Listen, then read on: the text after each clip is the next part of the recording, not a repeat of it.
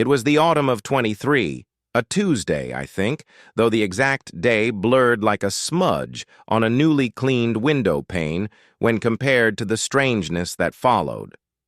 Our village, Oakhaven, was nestled deep in a valley, a place where time seemed to tick a little slower, governed more by the rhythm of the seasons and the tolling of the old church bell than by any modern clock.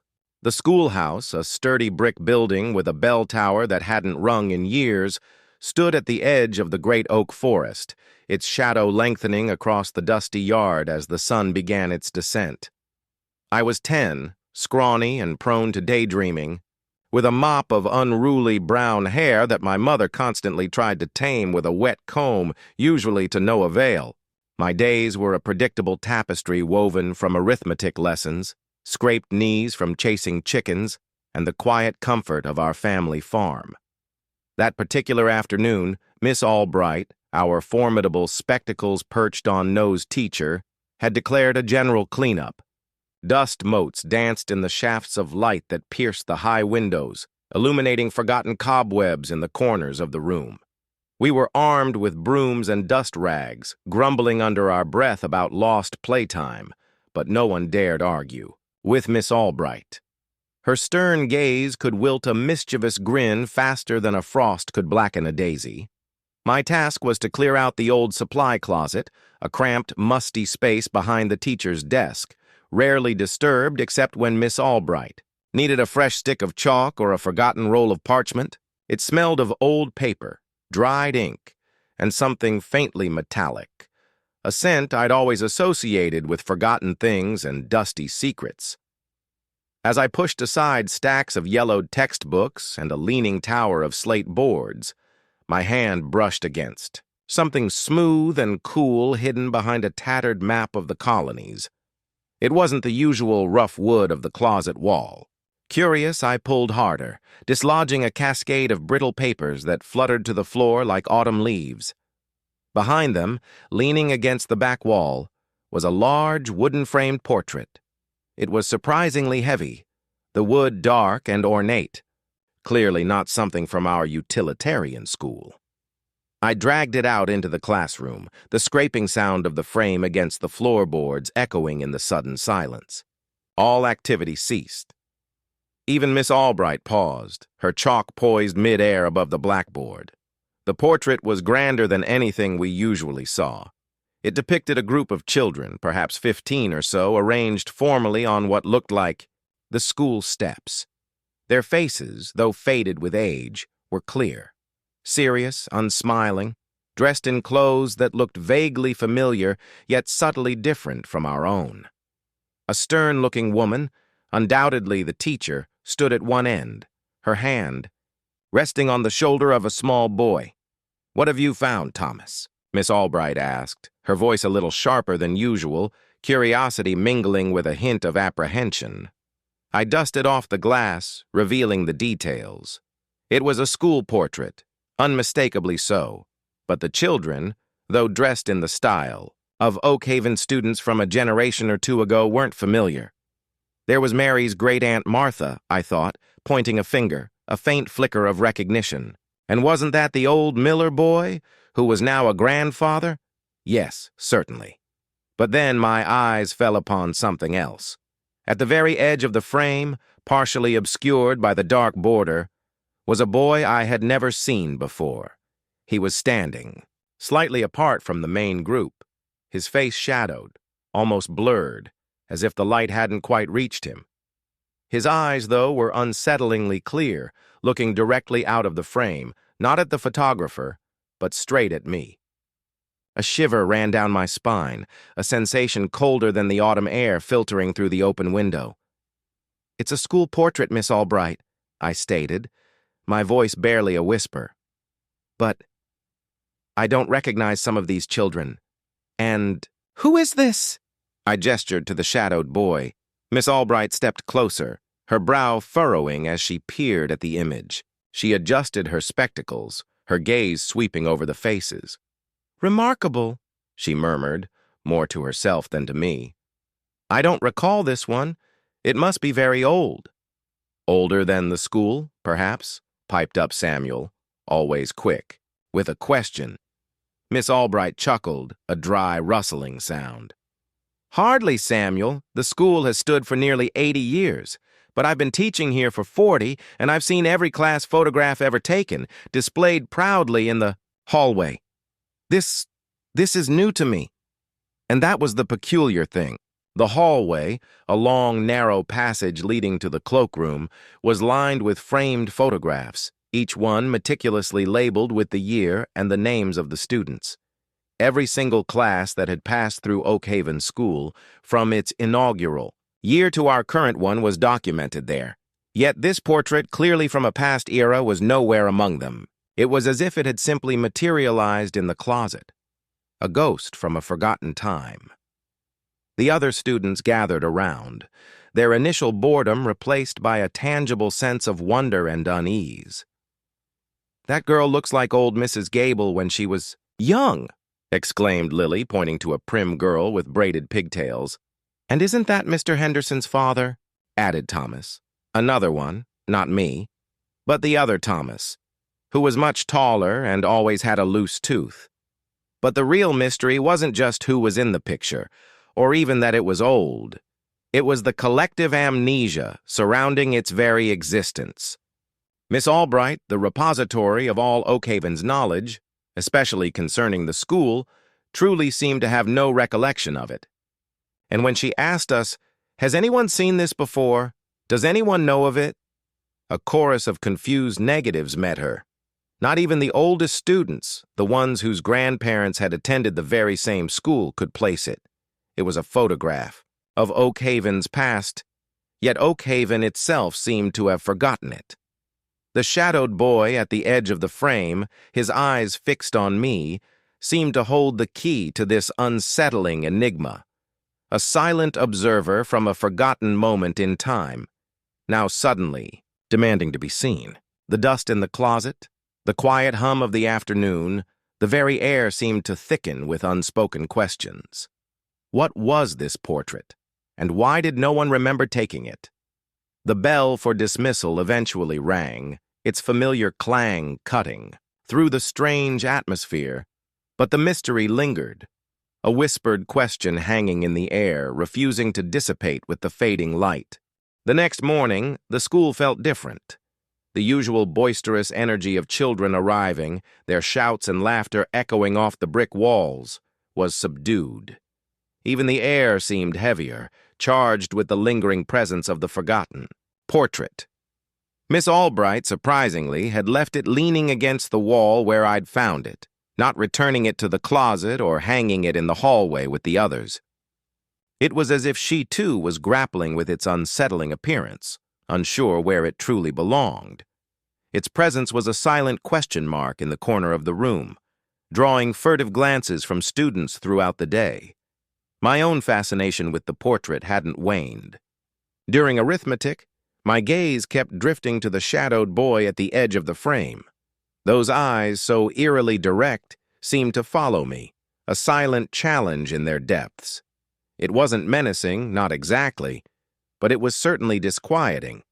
It was the feeling of being seen by someone who shouldn't be able to see you.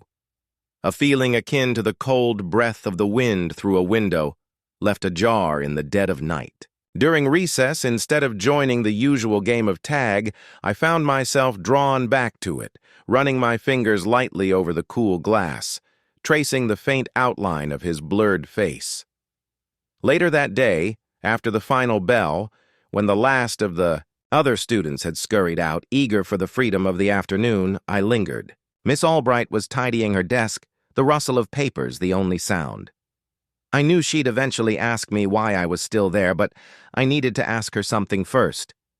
"Miss Albright," I began, my voice a little hoarse, "about the picture. Who do you think the boy is?"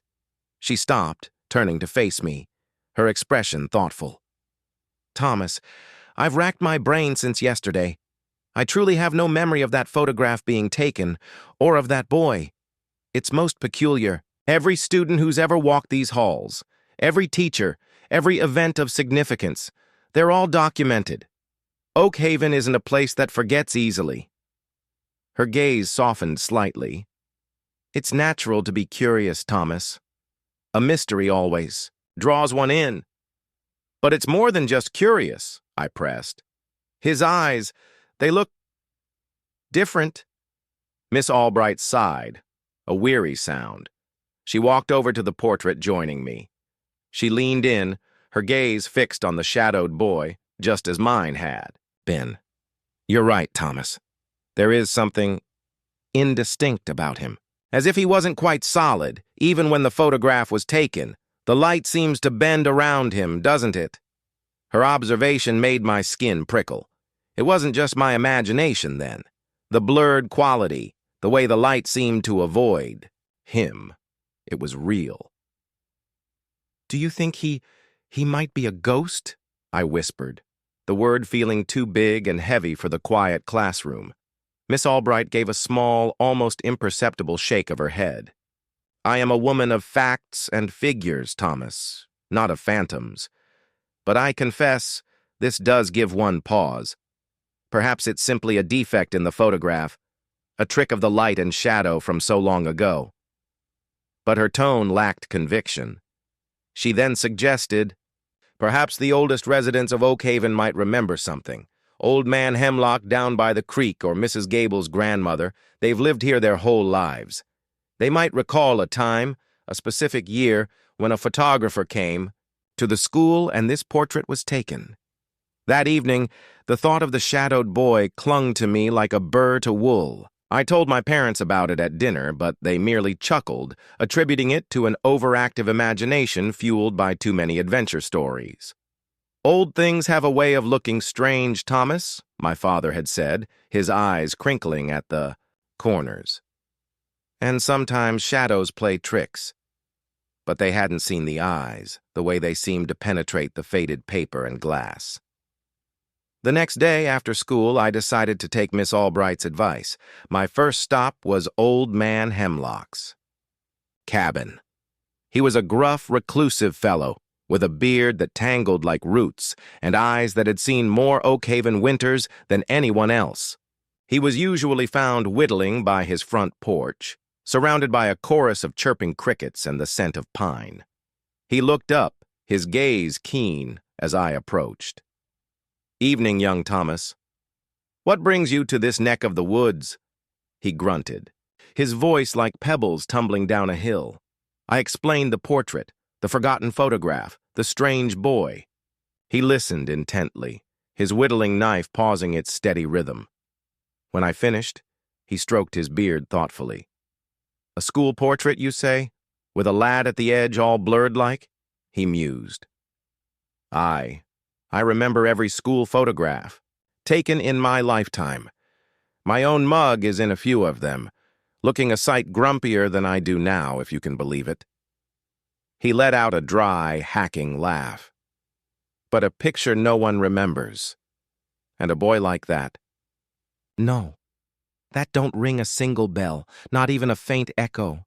And my memory, boy, is as sharp as this knife. He tapped the blade with a gnarled finger.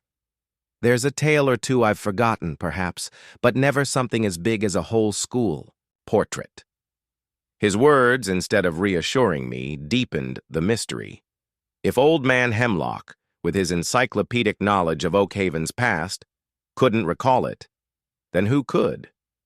The feeling that the photograph was not just forgotten, but perhaps unforgettable, grew stronger.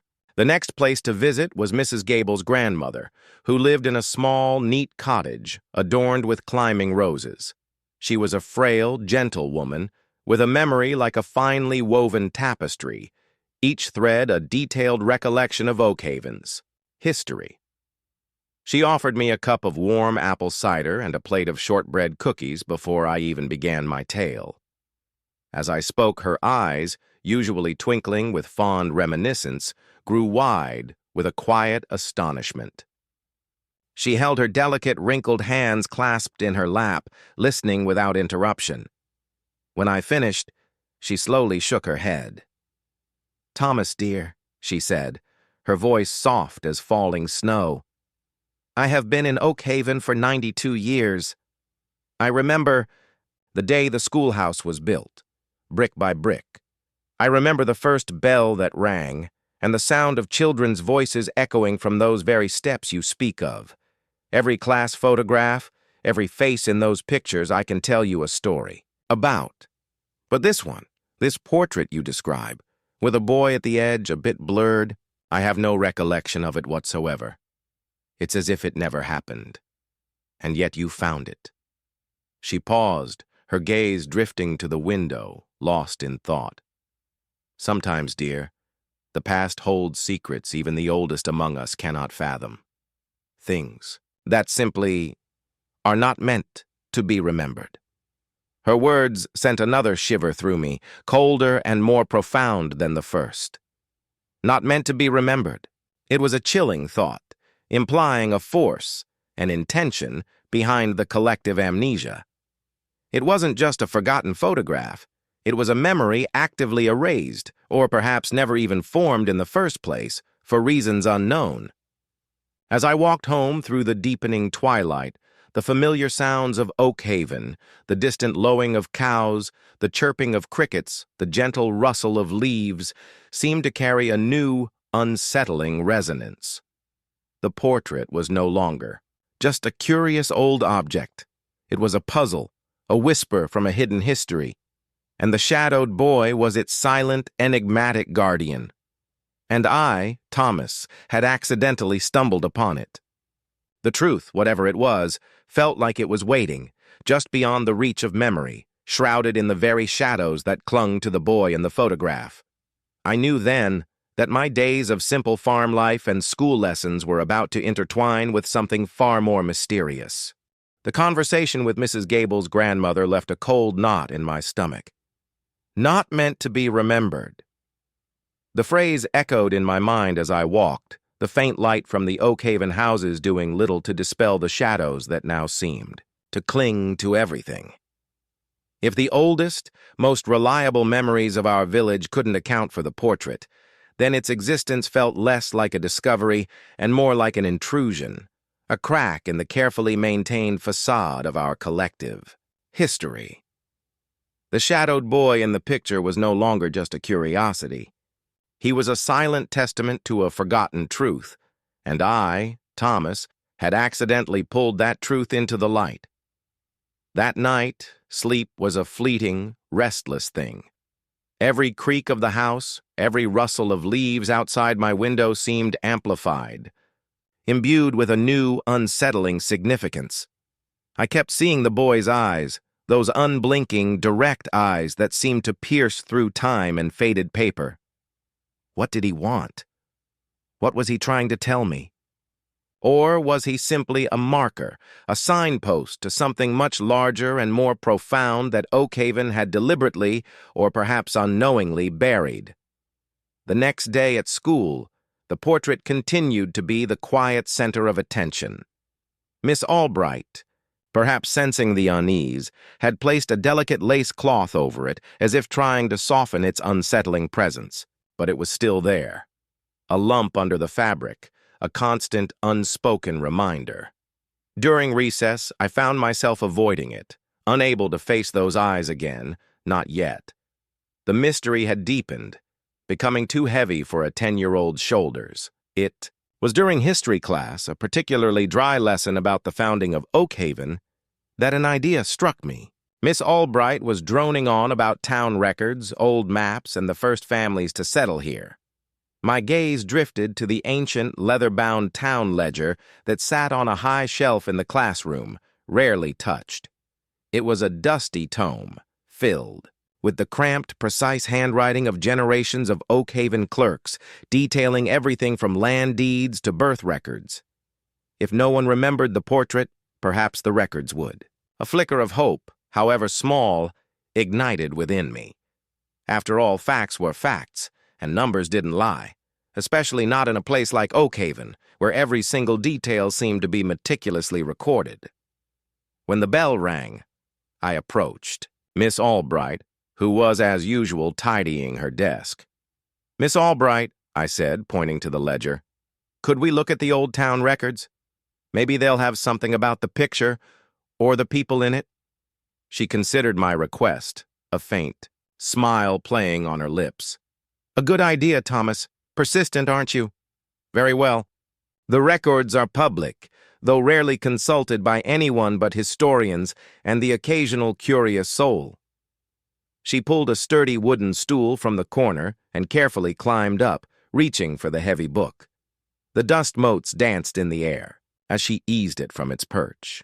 The ledger was massive, its pages brittle and yellowed with age, smelling faintly of parchment and something indefinable, like dried flowers and forgotten intentions. We laid it open on her desk, the lamplight casting long shadows across the intricate script. Miss Albright began to turn the pages, her finger tracing the lines of text.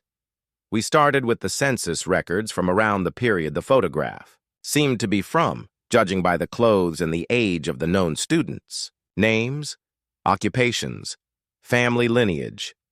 It was all there. We found entries for the Gables, the Millers, the Hendersons, the familiar names that still populated Oakhaven. We found the names of the children we recognized in the picture, confirming that they had indeed attended the school during that era, but the shadowed boy. His name was nowhere. Not in any census record, not in the school enrollment logs that were also meticulously kept, not even in the old lists of children who had passed through Oakhaven for only a short time before moving on. It was as if he had simply never existed, in any official capacity. Then we turned to the school's historical log, a separate section dedicated to notable events, visitors, and special occurrences. We meticulously combed through the entries year by year, looking for any mention of a school photographer, a special portrait, or anything out of the ordinary. We found entries about new blackboards being installed, the roof being repaired after a particularly harsh winter, the annual spring picnic. But nothing about a photographer, nothing about this specific portrait. It was a blank, a gaping, inexplicable hole in the documented history of Oakhaven School. This is truly baffling, Thomas, Miss Albright admitted, her voice tinged with a frustration I hadn't heard from her before. She tapped her finger on a blank entry from a year that seemed a likely candidate. It's as if the day this picture was taken simply didn't happen in the records, or the boy didn't exist. The thought that he didn't exist, that he was simply a defect, a trick of light and shadow, resurfaced. But then I remembered the directness of his gaze, the unsettling feeling of being watched. A defect wouldn't have eyes that stared so intently. We spent another hour poring over the ledger, flipping pages with increasing desperation. But the outcome remained the same. The more we searched, the more the void around the portrait seemed to expand, swallowing any possible explanation. It wasn't just a forgotten memory. It was an undocumented event, a person unrecorded. As the sun dipped below the horizon, painting the sky in fiery hues, Miss Albright closed the heavy ledger with a sigh. I'm afraid, Thomas, the records are as silent as the memories of the oldest residents. It truly is a mystery. But as I walked home, the silence of the records spoke volumes. It wasn't just that people had forgotten. It was that the entire official history of Oakhaven seemed to have actively excluded this event and this boy. It felt like something had deliberately been omitted, or perhaps even removed. The thought was chilling. Who would do such a thing? And why? Back in my room, under the flickering light of my oil lamp, I pulled out my own worn copy of Tales of Oakhaven, a collection of local folklore and legends. I'd read it a dozen times, knowing every story by heart. Tales of the Whispering Woods, the Lost Miner's Gold, and the Old Witch of Willow Creek. But tonight I read with new eyes, searching for anything that might shed light on forgotten histories, on things that were not meant to be remembered. And then I found it. Not a direct answer, but a faint echo, a story I had dismissed as mere superstition, now resonating with an unnerving truth. It was a short, almost throwaway tale titled The Boy Who Wasn't There. It spoke of a child long ago who was said to appear in places he shouldn't be, at moments that were never recorded. A child who, once seen, had a peculiar effect on the memories of those who encountered him. They would forget his presence, his words, even the very moments he inhabited, as if his existence was too ephemeral, too contrary to the natural order of things, to be held in the human mind. The story didn't elaborate on why he was forgotten, only that he was. My heart pounded in my chest as I reread the passage, my finger trembling slightly. A peculiar effect on the memories. They would forget his presence. It fit perfectly. The shadowed boy in the school portrait, the collective amnesia of Oak Haven. It wasn't just a defect in the photograph or a trick of the light. It was him, the boy who wasn't there. And now, for some inexplicable reason, he was no longer just a legend. He was in our school, staring out from a forgotten photograph, and for some reason, I was the one who could see him, the one who remembered. And the chilling thought that followed was, if his presence made people forget, what would happen now that I couldn't forget him?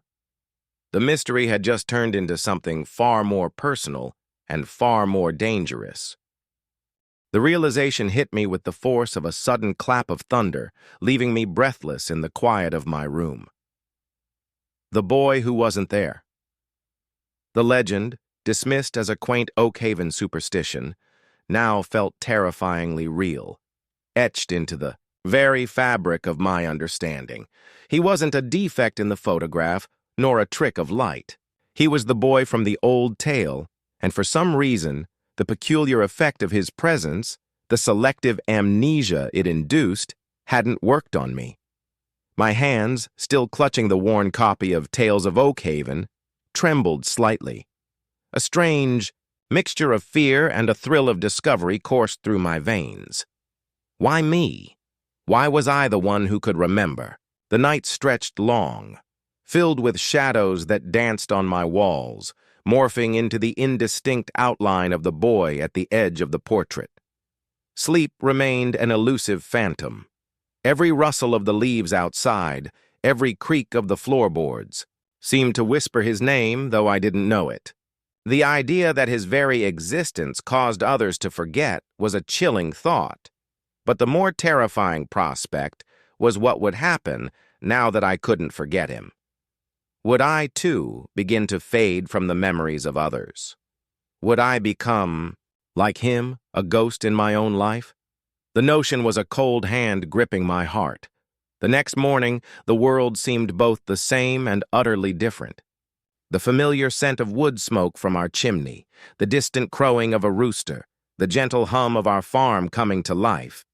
It all felt like a fragile shell, a comfortable illusion that could crack at any moment.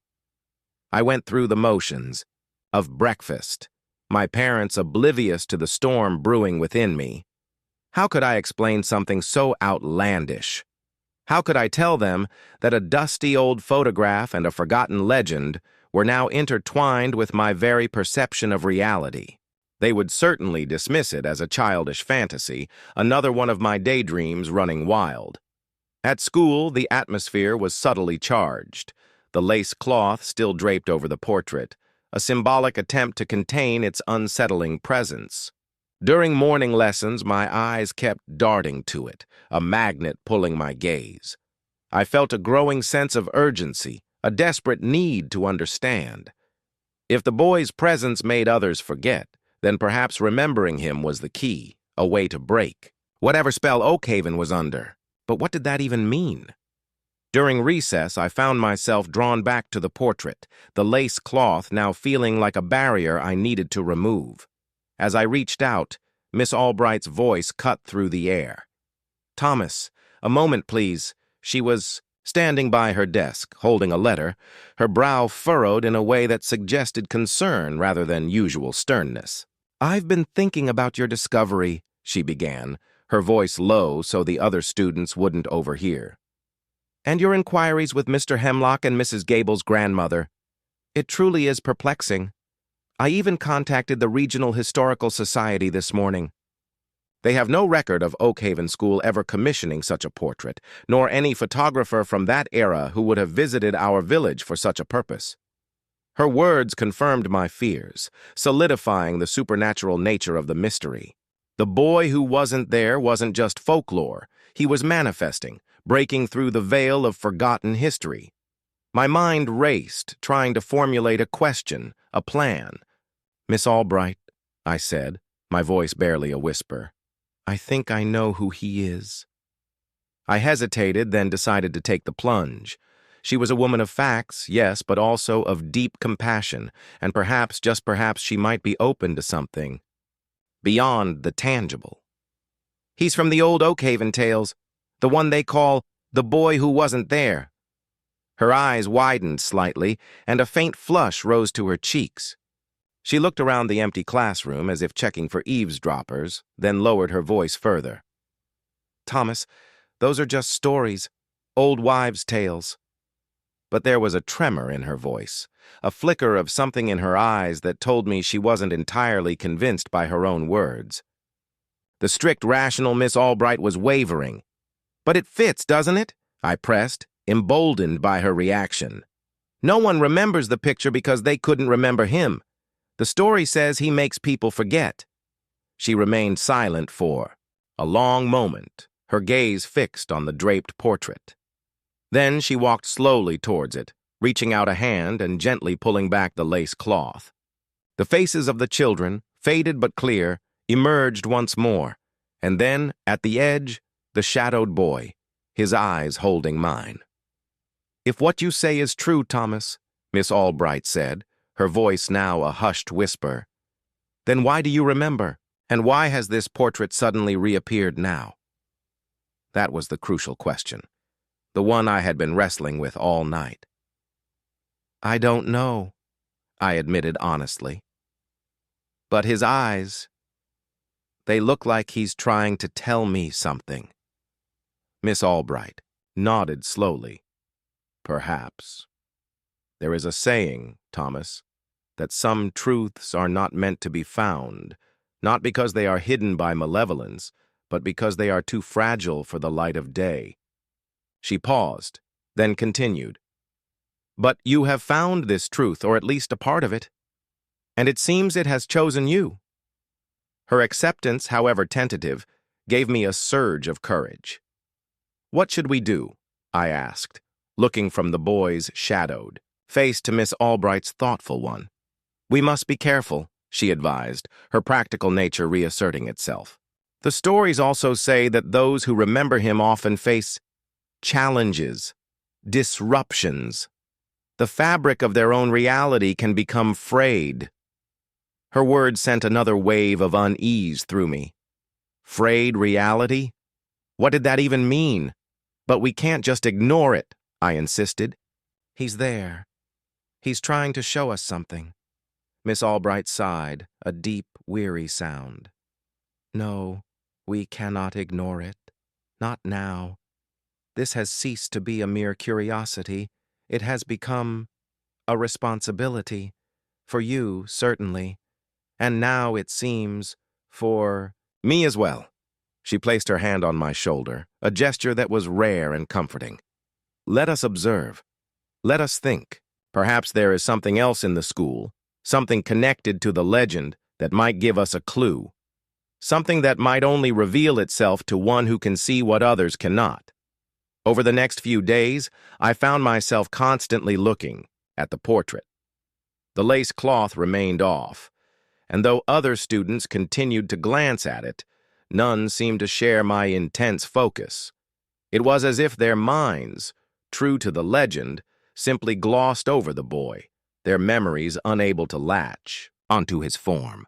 They would point out familiar faces, discuss the old-fashioned clothes, but the shadowy figure at the edge remained unseen, unspoken. I started to feel a strange sense of isolation, burdened by a truth no one else perceived. One afternoon, as I sat alone with the portrait, the sun filtering through the high windows, I noticed something new. The light, which always seemed to bend around the boy, now seemed to emanate from him, subtly, almost imperceptibly. It was a faint, shimmering aura, visible only if I squinted, only if I focused my entire attention on him. And as I stared, something else happened. The blurred edges of his face seemed to sharpen, just a fraction. His features, though still indistinct, became a little clearer, as if he was slowly, painfully coming into focus. And his eyes, those direct, unsettling eyes, now, held a new expression, a hint of sorrow and a desperate plea. He wasn't just watching me. He was reaching out, silently imploring. The feeling of isolation deepened, but it was now coupled with a fierce resolve. He needed help, and for some reason, I was the only one who could give it. The mystery of the forgotten portrait had transformed into a living, breathing plea, and I knew, with a certainty that settled deep in my bones, that my journey with the boy who wasn't there was only just beginning. And the path ahead, I sensed, would be fraught with more than just forgotten memories. It would be a journey into the very heart of Oakhaven's hidden past, and perhaps into the nature of existence itself.